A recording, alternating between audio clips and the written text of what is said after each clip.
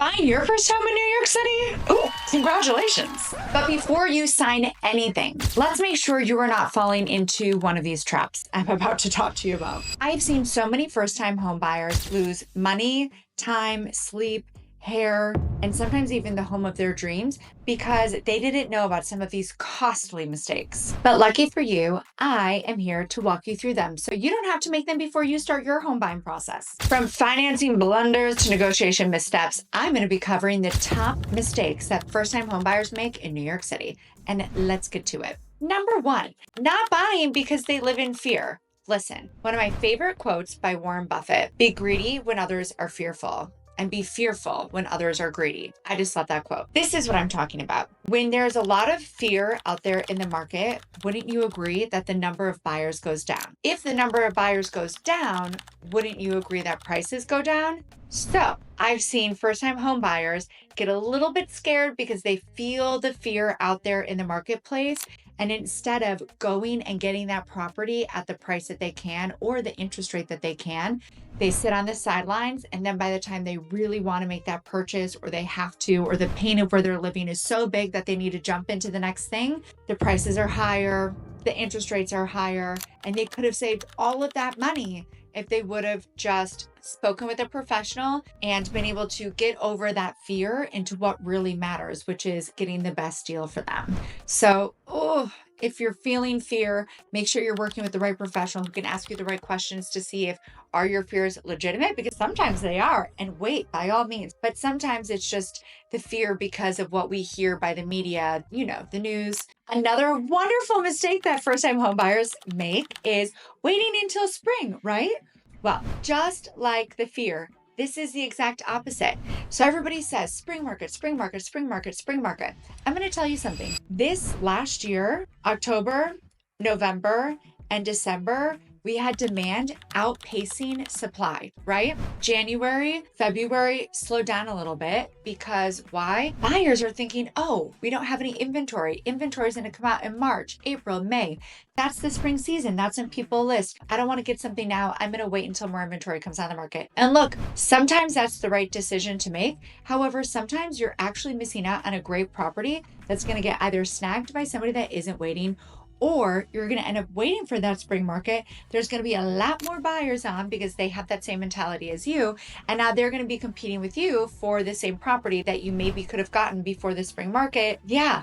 Ugh. Don't wait for the market. Just find the right place. And when I say the right place, I mean like a 7 out of 10. Nothing is a 10 out of 10 unless you built it yourself. And if you're building them yourself, we should talk about something else, right? Not hiring a buyer's agent. I cannot tell you how many horror stories I have heard when buyers come back and they're like, wait, I just went there to the listing agent. I told them what I was looking to spend and they just got a deal for me. I'm like, oh my gosh, you literally went to the enemy, basically, right? Because they have a fiduciary responsibility to negotiate for the seller. So you just went to the enemy, you gave them all of your secrets and you expected them to get you a good deal. I get it, right? Because you may not know any better, but this is my warning sign to you, or warning speech talk. I don't know. Don't do that. You need somebody who is working for you, who has a fiduciary responsibility to you to negotiate you the best deal, not someone who has a fiduciary responsibility to do everything against you. And I get it. There's paperwork. It can be scary, but let's just be honest. The right agent is going to walk you through that paperwork. The right agent is going to ask you the right questions, and they're going to get you to your goal in your timeline.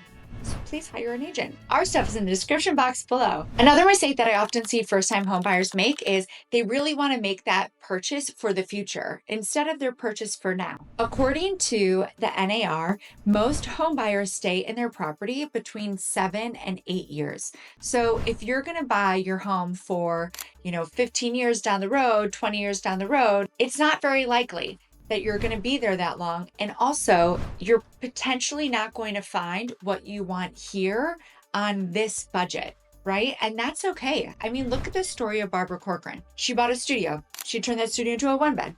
She turned that 1-bed into a 2-bed. And anyways, now she has a gorgeous penthouse on the Upper East Side overlooking the park, right? You want to be that story as far as I'm concerned. Don't not build equity or grow your net worth today because you can't afford where you want to be in 20 years. or don't not do it today because you're afraid of what the process is going to look like in 7, 8, 9, 10 years.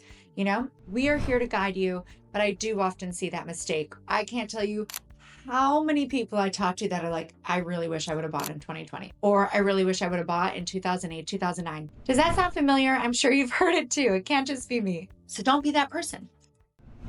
Another big mistake, especially for people that are relocating to New York City, is not understanding the timeline. I've absolutely heard stories of buyers who are going through the process and they don't understand that in New York City, it's going to take 2, 3 months, maybe even 4 months.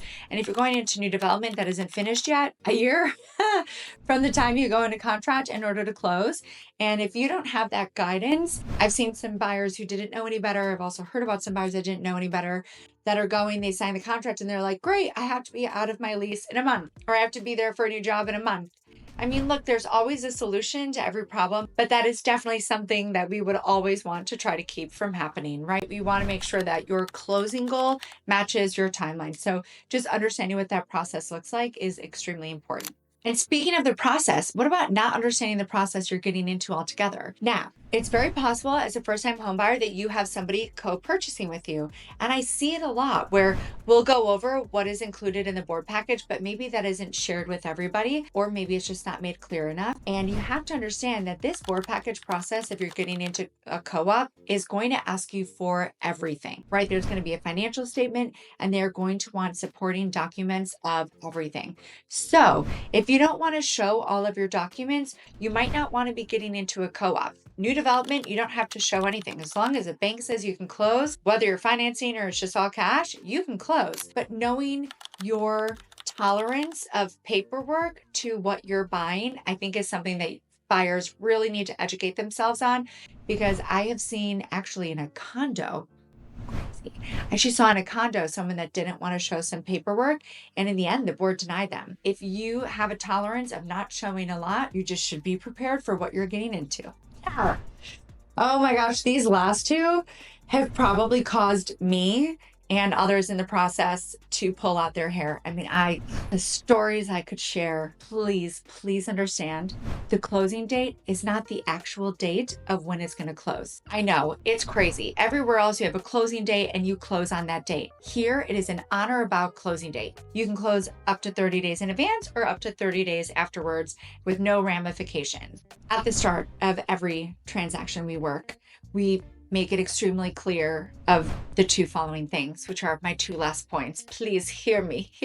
Number one, please do not change your job in the middle of the buying process.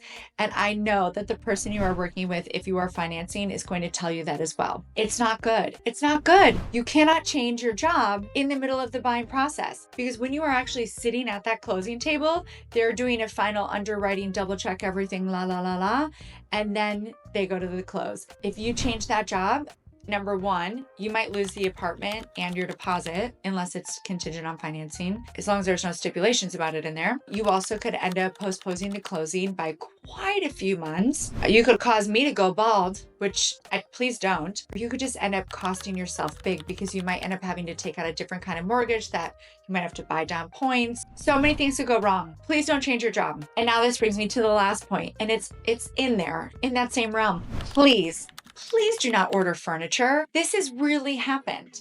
People see a closing date, they get excited, and I get it, right? You are buying a home. First of all, cheers to you. Hats off. I love it. Yes. And please do not buy furniture for that home until you've already closed.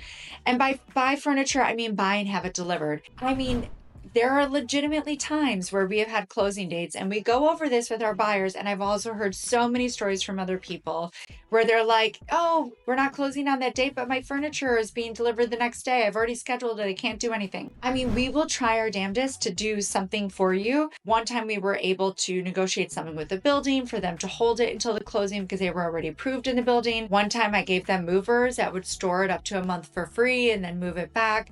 You know, look, we try to come up with solutions as best we can. However, solutions are not always possible, especially if you're trying to move furniture before you've even been board approved. I mean, oh my goodness, what happens if the board says no to you, or the bank ends up not financing you, and now you have a storage unit full of furniture for a 2-bedroom? Ugh, don't do it. So, first-time home buyers, have you Please admit and comment below if you've done any of these, or what have you heard about people doing? Also, what other challenges have you faced? I know I didn't cover everything. Drop a comment below, and please, if you are looking to work with an expert team who does not let you fall into any of these traps as much as we humanly possibly can, please feel free to reach out. My contact information is, of course, in the description box below, and we at the Wheelock team would always love to be your global real estate team of choice. Woo! Until the next one. Bye, guys.